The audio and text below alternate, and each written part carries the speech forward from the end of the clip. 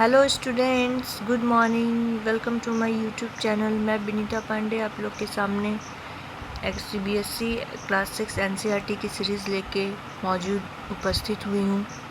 ये मेरा 4th lecture है। इससे पहले हमने 3 लेक्चर्स कंप्लीट कर लिया है।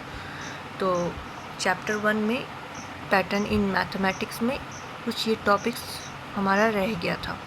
Regular polygon, K1, K2, K3, K4, stacked square, stacked triangle, ये सब क्या होते हैं आज उसके विषय में हम लोग डिटेल्स वे में यहाँ पे जानेंगे। ठीक है, तो हम लोग आइए स्टार्ट करते हैं इस सेशन को। तो सबसे पहले मेरा यहाँ पर है, ये टेबल नंबर 3 में है। एक्चुअली किस में आता है, ये टेबल नंबर 3 का है। यहाँ पे टेबल 3 का है। ठीक है, तो आइए हम लोग स्टार्ट करते हैं सेशन को। सबसे पहले क्या है, regular polygon.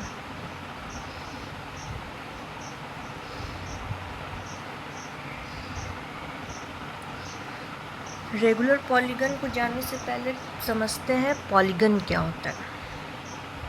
Poly means many and gun means sides, मतलब एक ऐसा फिगर जिसके मेनी साइड्स से मतलब कॉम्बाइंड करके एक फिगर वहाँ पे बना हो, उसे ही कहते हैं पॉलीगन। तो अब जैसे अगर और क्या होना चाहिए, ये क्लोज्ड होना चाहिए। क्या होना चाहिए, ये फिगर जो है क्लोज्ड होना चाहिए। और इसका दूसरा नेम है मोर देन 2 साइड्स।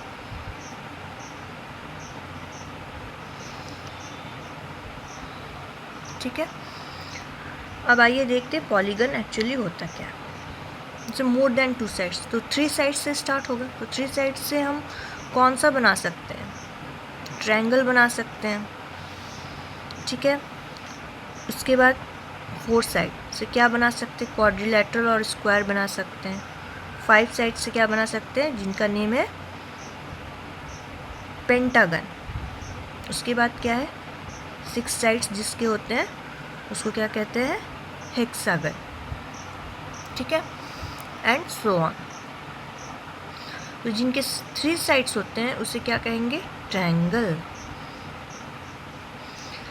जैसे कि हम सभी का अपना अपना नेम होता है, तो वैसे ही हम सराउंडिंग्स में ऐसे बहुत सारे स्ट्रक्चर्स देखते हैं जो क्लोज फिगर में बने हुए होते हैं, और जिनके 6 साइड्स होते हैं, 7 साइड्स होते हैं, 5 साइड्स होते हैं, तो उनके भी अलग अलग नेम होते हैं जिनसे हम लोग उनको आइडेंटिफाई कर पाते हैं कि ये हेक्सागन है, साइड्स मतलब ये हेक्सागन है, ये पेंटागन है, ये स्क्वायर है, ये ऑक्टागन है, ये डेकागन है।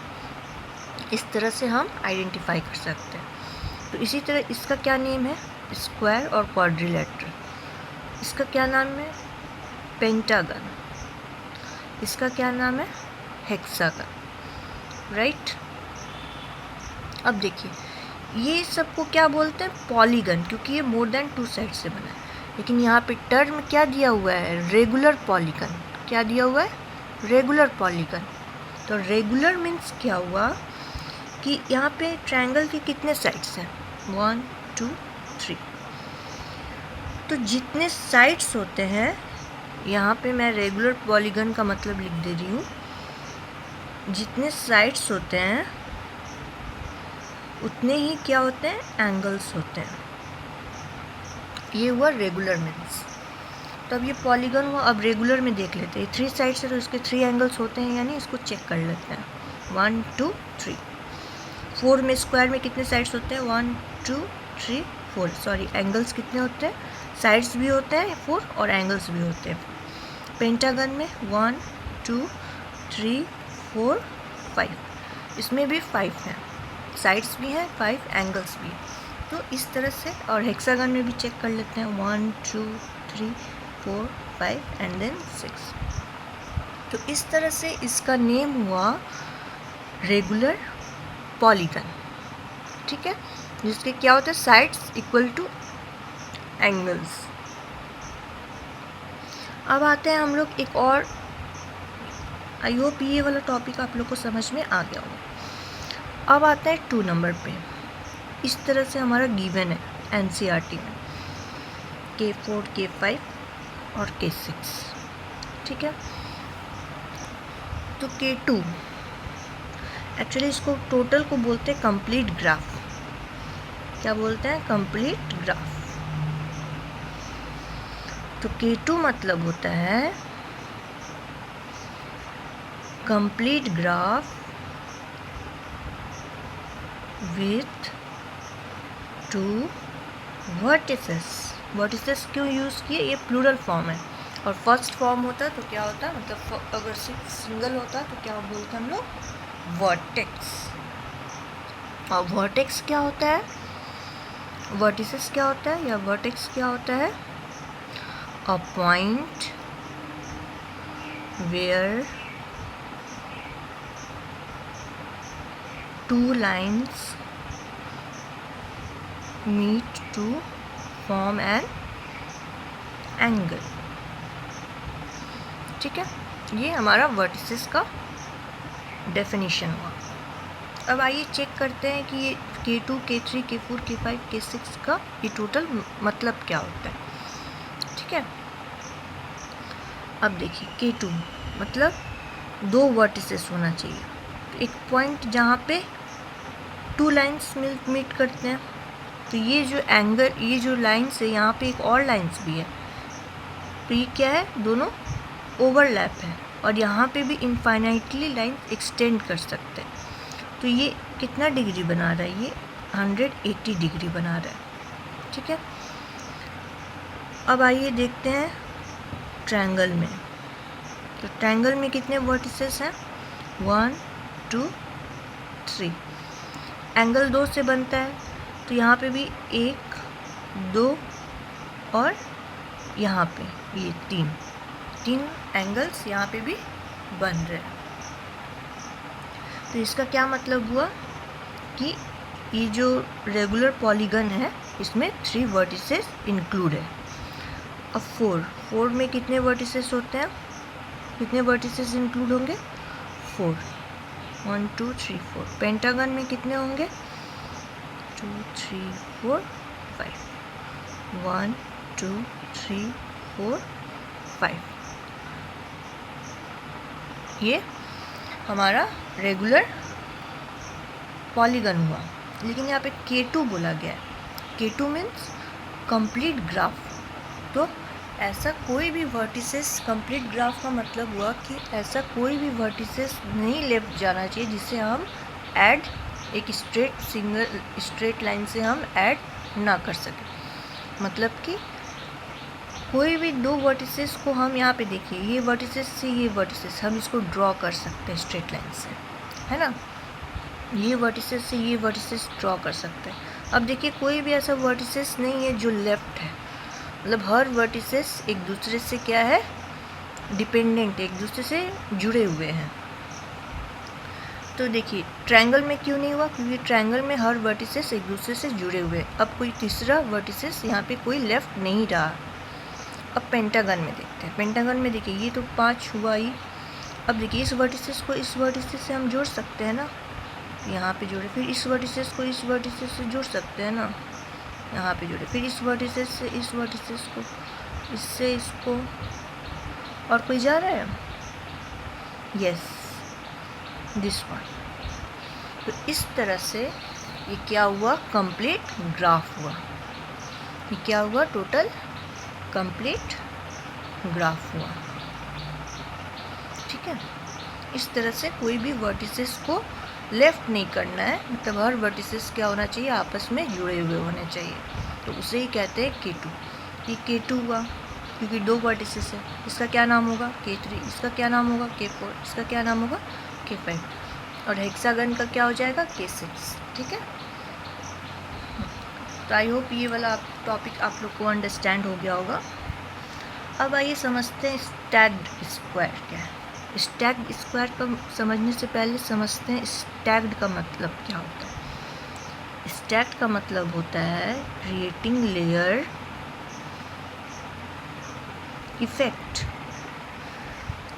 और subsequent figure is bigger than previous one,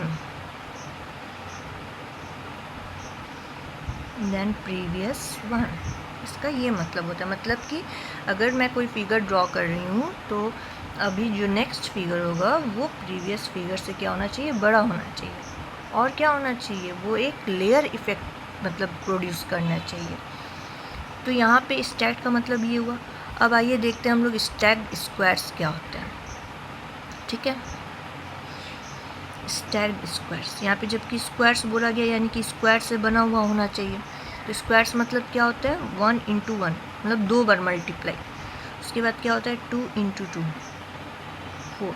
उसके बाद क्या होता है 3 × 3 9 एंड सो ऑन। तो अब देखते हैं क्या होता है। यहाँ पे एक स्क्वायर है, तो एक स्क्वायर बना। अब यहाँ पे 2 स्क्वायर है, 1 2, और लेयर इफेक्ट प्रोड्यूस करने चाहिए तो 2 कितने बार है, 2 बार है। तो ये देखो लेयर इफेक्ट भी कर रहा है और प्रीवियस वन से क्या है, बड़ा भी है। अब यहाँ पे कितने होने चाहिए, 3 होने चाहिए, 3। तो 1 2 3, ये फर्स्ट लेयर हुआ, ये दूसरा लेयर हुआ और ये तीसरा लेयर हुआ। इस तरह से मेरा प्रीवियस वन से ये जो सब्सिक्वेंट फिगर है वो क्या हो रहा है, इंक्रीज़ होते जा रहा है। अब यहाँ पे 4 × 4 होगा, तो यहाँ पे कितने लेयर्स बनाएंगे, 4 लेयर्स। ठीक है, तो इस तरह से ये स्टैक्ड स्क्वायर्स हो। अब उसी तरह से है एक और topic, stacked triangle.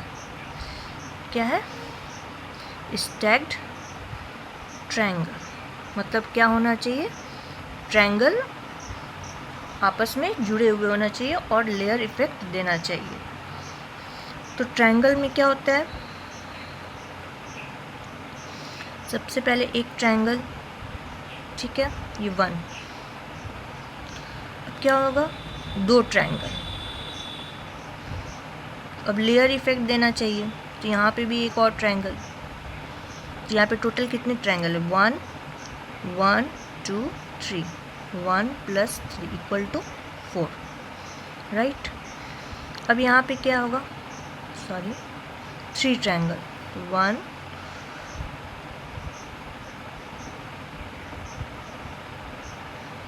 then 2 then 3 then 1 then 2 and then 1।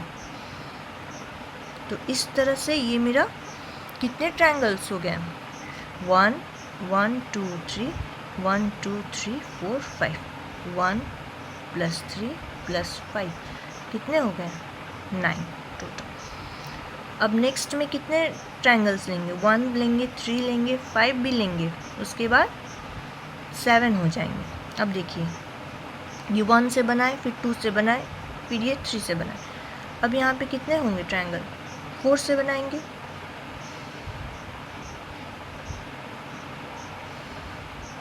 1 2 3 1 2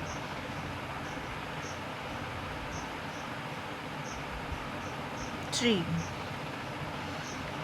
1 2 and then 1। अब इस तरह से ये देखो ये ट्रायंगल फॉर्म क्रिएट किया ना।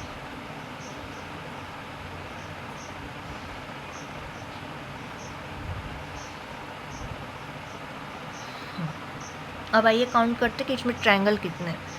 1 लिखा मैंने, उसके बाद 1 2 3 लिखा, उसके बाद 1 2 3 4 5 लिखा, उसके बाद 1 2 3 4 5 1 2 3 4 5 6 7 लिखा मैंने, फिर 1 2 3 4 5 6 7 8 और एक 9, तो ये 9 लिखा। तो टोटल कितने हुए, 16। 1 2 3 4 5 मतलब कितने हो गए टोटल, 25। ठीक है। तो इस तरह से हम क्या कर सकते हैं, ट्रायंगल्स को ड्रॉ कर सकते हैं। ठीक है, यहाँ पे 5 ट्रायंगल ले लिया है मैंने, 1 2 3 4। यहाँ पे जैसे 2 ट्रायंगल्स लिया मैंने, 1 लिया, उसके बाद 2 लिया, तो यहाँ पे एक और ट्रायंगल क्या होना चाहिए, 3 ट्रायंगल आना चाहिए। तो यहाँ पे टोटल मतलब 7 तक जाएगा ये। ठीक है, ये मैंने एक स्टेप फॉरवर्ड ले लिया है। तो इस तरह से हम इस ट्रायंगल को हम ड्रॉ कर सकते हैं। ठीक है, इसका एक और टेक्निक था, क्या था, एक और शॉर्ट ट्रिक था इसको जानने के लिए। अगर हमको दे दिया जाए कि इस नंबर को विदाउट काउंट किए मुझे बताओ कि कितने पूरे ट्रायंगल स्टैक्ड हैं, तो कैसे बताएंगे हम, तो नंबर ऑफ टर्म्स से। यहाँ पे जैसे कितने टर्म यूज़ हुए हैं, 2 टर्म्स, तो इसको क्या लिख सकते हैं, 2 का स्क्वायर। अब यहाँ पे कितने टर्म्स यूज़ हुए हैं, 3 टर्म्स, तो इसको क्या लिख सकते हैं, 3 का स्क्वायर। यहाँ पे कितने टर्म्स हुए हैं, 1 2 3 4 5, यानी 5 स्क्वायर। ठीक है, यहाँ पे क्वेश्चंस में आते हैं कि without adding just say that what is the 51st term, what is the 22nd term. तो इस तरह से हम क्या करेंगे, उन सब का स्क्वायरिंग कर देंगे, और जितना आंसर आएगा वही मेरा उसका, और जितना वैल्यू आएगा वही मेरा क्या होगा, आंसर हो जाएगा। ठीक है, तो इस तरह से ये मेरा टॉपिक कंप्लीट हो जा रहा है। अगर आपको किसी भी टॉपिक्स में कोई भी डाउट हो तो प्लीज़ कमेंट बॉक्स में कमेंट कीजिएगा। Thank you for this session, have a nice day.